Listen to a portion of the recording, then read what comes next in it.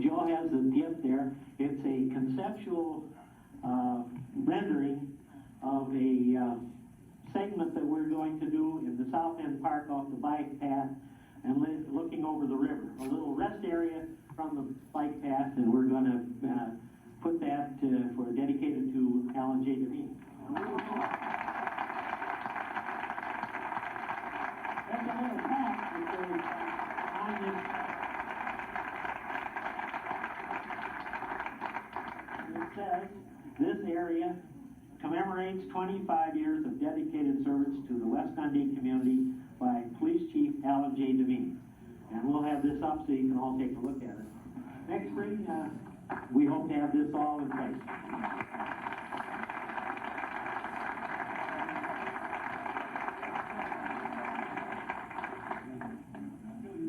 And to sum everything up, as far as my part tonight is that on behalf of all the staff, the employees, the residents, and all your family, friends, and everyone else, we wish Barb and Al a very happy and blessed retirement. Thanks.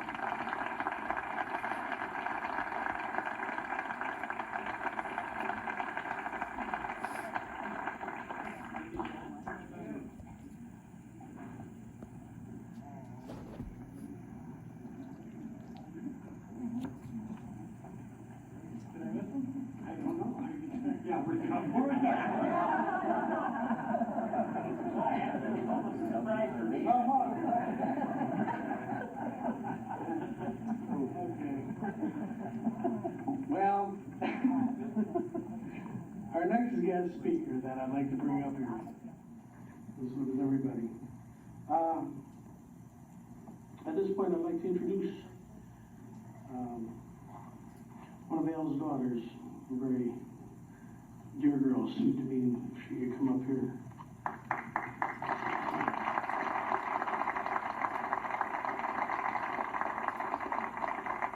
I think she has some people who wants to come up with her. Yeah? Oh, the whole family is here. Maybe I should introduce you all, right? I had no idea. There's a little change in the schedule.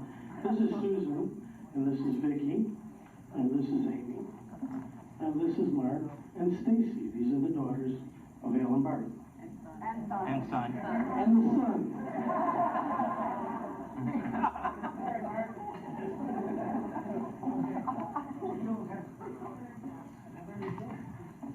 They're Vicky's daughters.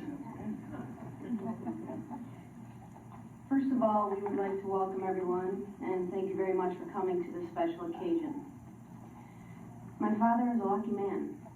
Through his dedication and hard work, he was able to retire at a young age and have his whole life ahead of him to enjoy. While we were growing up, he took the job of being a husband and a father very seriously. He always made sure, no matter how hard he worked or how many jobs he had to hold at a time, that he always gave his family the best he could. Not many people know that he didn't want his wife to have to work, or that he himself had to hold 2 or 3 jobs at a time to make ends meet. My dad always wanted to make sure that his family had everything they needed. In his free time when we were growing up, he made sure he spent time with us, his children, teaching us not only how to have fun, but also all of life's valuable lessons. There's a time when all kids think they know everything, and of course their parents know nothing.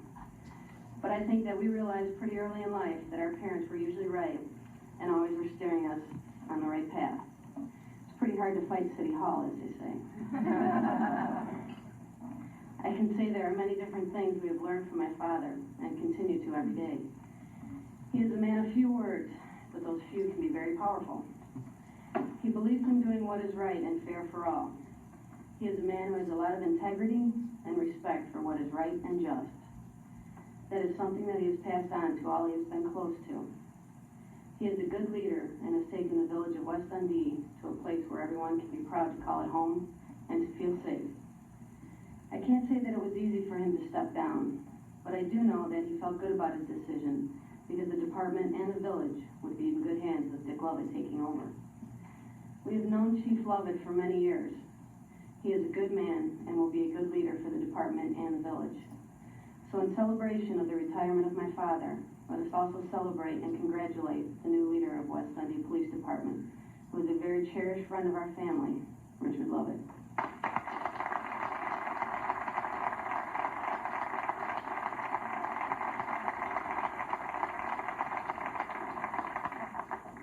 Could Mom and Dad come up here, please?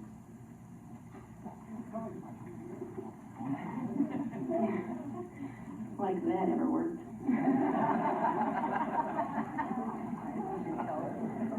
From all of us, Dad, we love you very much, and we're happy for you, and very proud of you.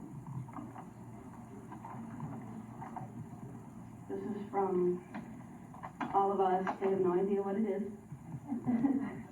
Yes.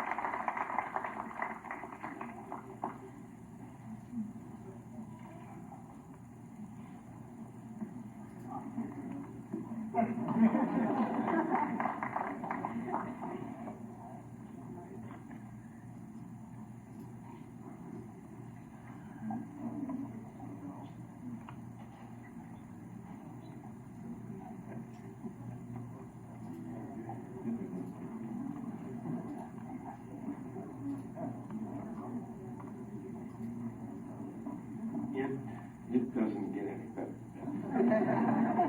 I don't know what to say.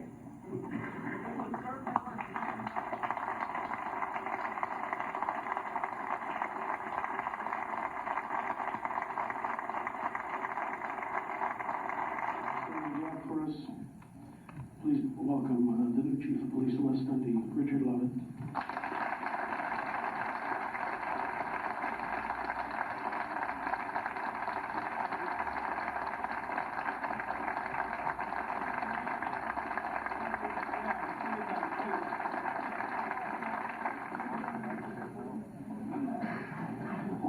We really got a kick out of the kids telling you what they thought about me, because I knew them since they were 8, 7, 6, 5, 4, 3, 2.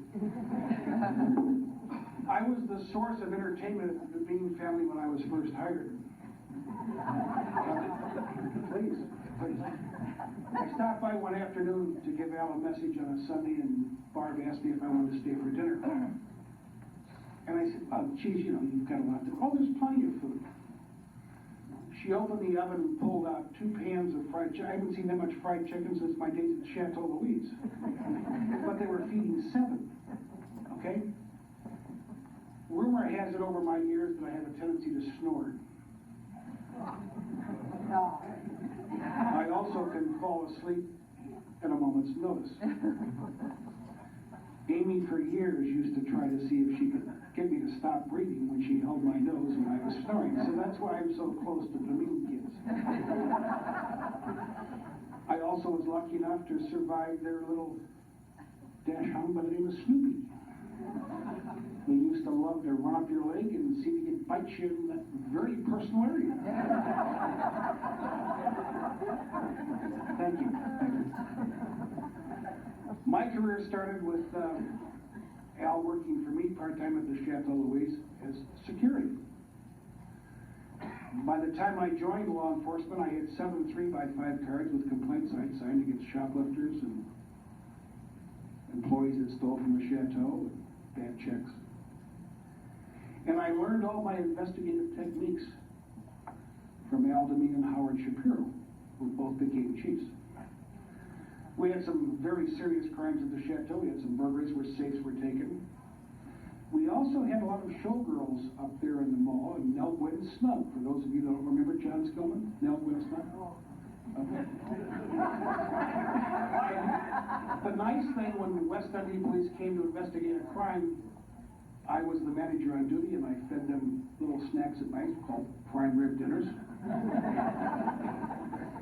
And I learned from Al the technique you have to re-interview people all the time.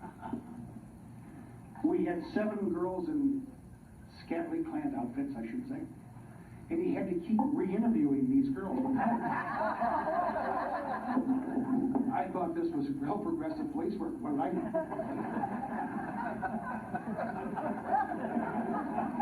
Al's memory's starting to fade. It's been a long time. I took a job with the police department part-time because I wasn't sure I wanted to stay in the hotel resort business because it was too many hours a day. So I came and worked part-time for West Dundee 70 hours a week. I became a detective in plain clothes in a marked squad car. I was very hard to find. You know, Elgin used to laugh. I'd come in for my yearly burglary and ask for assistance, and they'd say, "We'll take our car." I've seen us go through a lot of fun times. I've seen the department grow. I've seen Al swallow his ego, but never his pride. Some say he's stubborn. I don't know how they could think that. He's firm in his beliefs, is the way I choose to phrase it. We've seen our kids grow up. In fact, both of us have kids older than our village administrator, which is real embarrassing. No offense, Joe. You'll get there eventually. We've gone through divorces of our kids, grandchildren's, marriages, everything else. And they say you share with your partner everything, well, up to a point.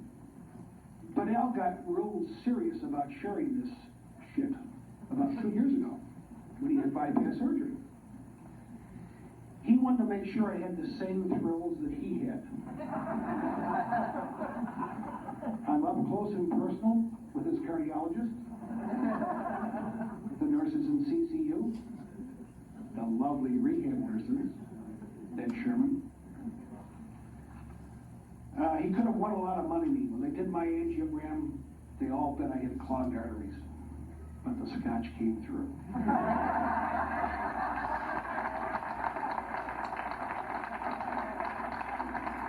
They looked inside me for an hour and 45 minutes and checked my tonsils and my rectum and couldn't find any clots. He stayed with me when they tried to electrocute me. We killed the power in Elgin one day. Used so much electricity. He's been a true friend, but I think he carried it a little too far. Everybody said, "You've got to know the secret when Al's going to retire," and this summer I really did. First of all, if you don't know that Al's an avid golfer, you don't know Al. Does Al like to win? I bet he does. Al's a perfect gentleman on the golf course. Follows all the rules, believes in the traditional golf elements. White tees, white balls, and so forth. We'll tell you about what that is later. This summer, all of a sudden, we can't find Al on the tees. He's running around like a pig looking for tees, and he's saying, "Geez, I'm going to retire soon. I can't afford to buy these tees." You know? He's never embarrassed us professionally, but on the golf course, it was, he'd find balls in bushes and come out and say, "Oh, God, I'll play that ball." He hates colored balls, okay? So I knew it was time. Things were getting short, his memory and the keys and everything else, and he was a little serious about it. Don't sneak down there. So we can go on and on with stories, but that's, kind of redundant when you think about the fact, though, that most of us are losing a friend, a father, a brother. Most of the guys in our department have never seen another chief. I go to Al's office. It's not my office, it's Al's office. And that'll never change. It's always been Al's office. We did have a dog-a-side in West Dundee many years ago. For those of you that know, that's short for homicide, but in our case, a dog was killed. We had just gotten pagers, which West Dundee in the 20th century. We're on a stakeout over on 5th Street, trying to catch some people, and I hear what sounds like 2 gunshots. I said to Al, "Those are gunshots." Al, no problem. All of a sudden, the pagers go off.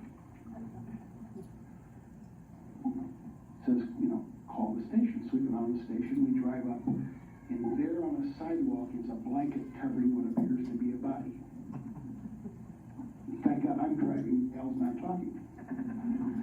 We pull up, we park, there's 4 squad cars, lights are flashing. I'm looking at Al, he hasn't said bumpus, he's just, looking at me. I said, oh, backfire. Officer comes up to the car and says, Al, it's not what you think. I can't explain what Al said back to him. We had a vicious dog charge one of our officers, and he was unfortunately had to be destroyed. But that's the first time I've ever seen Al. I mean, if you can imagine, you're a chief of police. You hear gunshots or what you perceive are gunshots. You come down, you see this long blanket draped over this, what appears to be a corpse on your sidewalk. But he didn't bat an eye. Handled it real good. I can't tell you how much I'll miss him because it's like missing my brother. We're like frickin' Frank. We're like Johnny Carson and McMahon. Everything I've learned from Al and all the guys at Elgin. The nice thing about everybody I'm looking at is grown up in the same place. Mike Daly was a cub reporter. Mike, are you still here? No, he left. He's going to cover tonight's story. All the command officers in Elgin we knew started as detectives, patrolmen, all worked their way up. We've grown a lot in the Fox Valley. We've received help and benefit from the outside sources of Chuck Ruger and Ben Blake to bring in the experts that we didn't have in the area, expertise. But we're a well-knit community. All of us help each other out. That's how we've solved crime. We've always solved crime. It's a team effort. The FBI and the DEA can have those famous 3 initials, but they still need the local police to solve crime. And we'll still be here. I knew you'd be there, Roger. I have some special to give to Al, and one is from the Lovett family, and it's very personal. Al, could you please step up?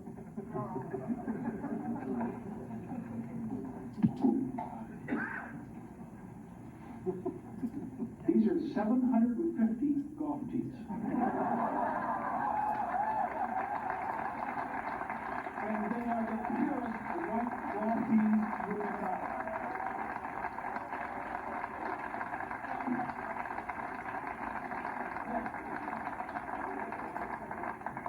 In talking to good golfers, you should only use 5 tees per round, Al. This should guarantee you 150 rounds of golf without buying a friggin' tee.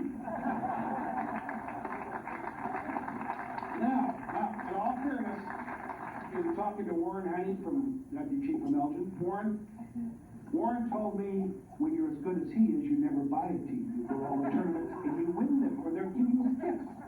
So combined with that, he should never have to buy a tee the rest of his life, correct?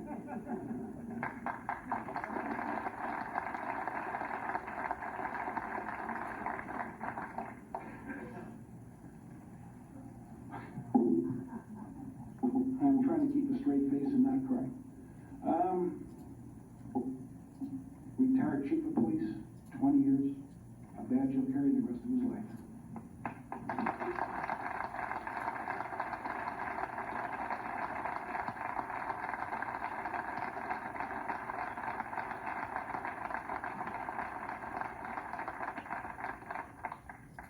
Now, a gift from all of you that have come tonight is $1,000 in cash for Alan Barb to me for a golf outing of your choice, either at Eagle Ridge or at the American Club in Kohler, Wisconsin.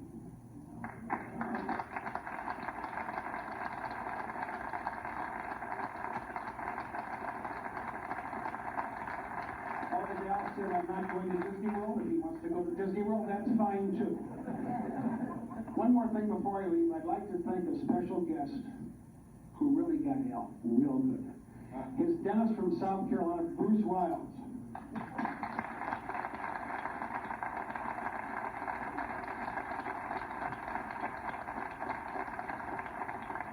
When Al learned you could write off dental mileage, let me tell you, he went a long way to go to a dentist.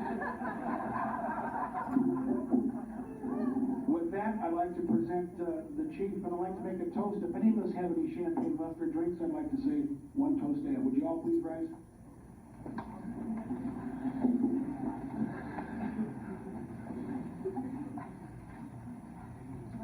We've also shared getting classes together as we get older. I know that everyone here tonight thinks of Al as a friend. When he leaves, we will suffer a very real loss, both in our organization and our hearts. At the same time, we rejoice that he will now be able to enjoy all the things he wants to do. So let us rise and drink a toast to one of the finest friends we've ever known.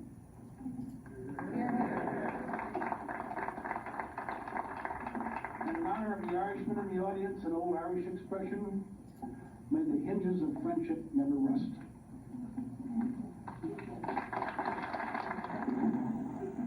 Bear with me.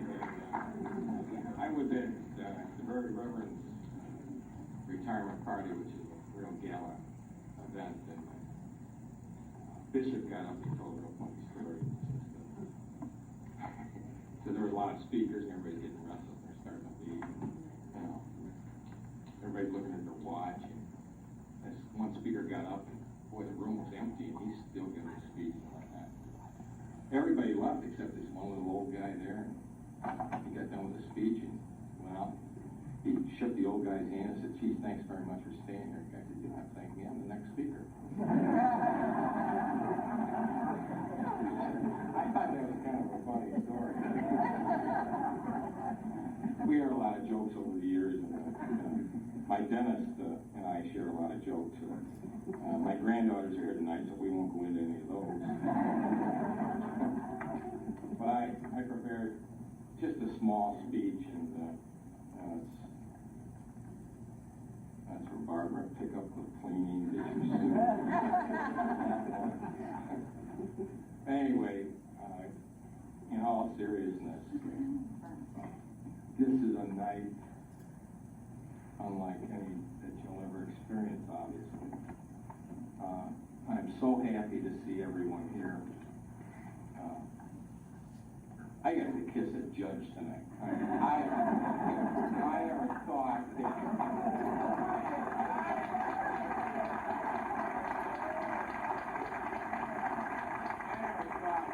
I would get that chance. And, many of you know the judge's husband I'm talking about.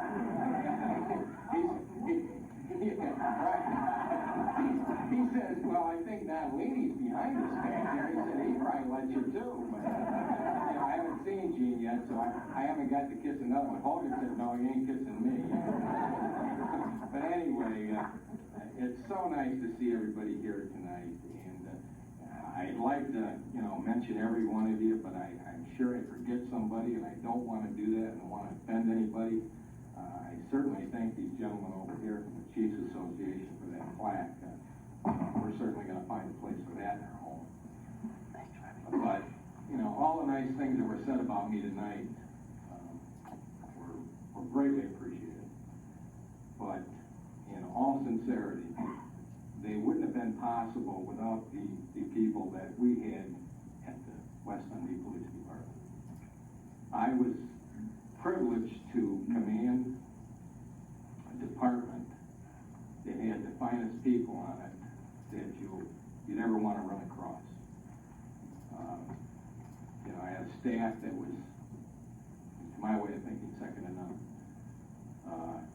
I had a second in command, Dick Lovett, who I don't think anybody was happier than Barbara and I and my children when he was named Chief of Police. I was extremely honored when the village administrator asked me my opinion about who I thought. If he'd be truthful about this, it took me about 3/100ths of a second to answer. You gotta be kidding. He's sitting right there in my office half the time. And it goes beyond him. There's 2 or 3 others right behind him that could take the job. So, we've been very lucky in West Dundee. And I'm very happy. I also would like to thank the committee from West Dundee tonight, my longtime secretary, Leah Sturzy, who was one of the finest employees that anybody could hope to have. Leah, I'd like you to stand up.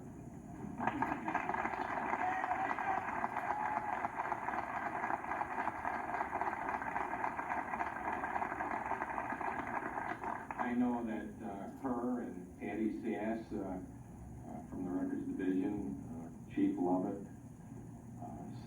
Sergeant Picklin, Joe Cavallero. I hope I didn't forget anybody from the committee that put this together tonight. I know they did a lot of work, and I don't know how I ever would thank them enough for what they've done for me tonight. You saw my family. I couldn't be more proud of a group of children than I had. Many of you who know me know I fantasize once in a while about winning the lottery, becoming wealthy. But there's nobody wealthier than I am tonight. I don't care how many lotteries I win. I won the lottery 35 years ago when I got that lovely wife on mine. And I felt her very...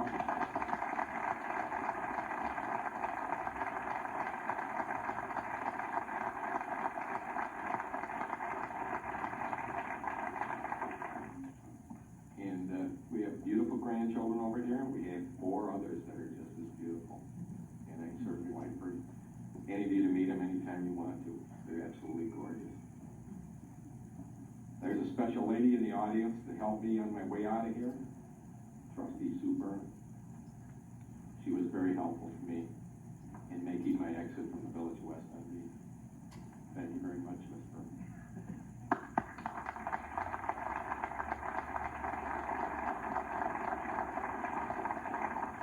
Stand up here with a lot of tears in my eyes, but I enjoyed almost every minute of it. There were some times I didn't enjoy it.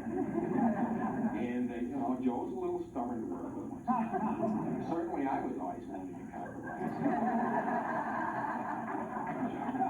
Joe was, a little rigid a lot.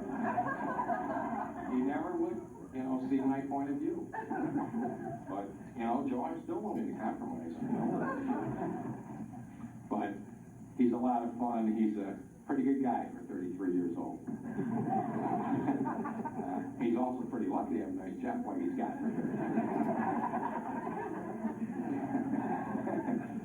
But aside from the staff and the people in the office in there, there's some great patrolmen sitting in the back of the room too that I admire very much. It's been a pleasure. And the only thing I ever hope is that if my children think of the words integrity and honesty, they think of me. Thank you very much.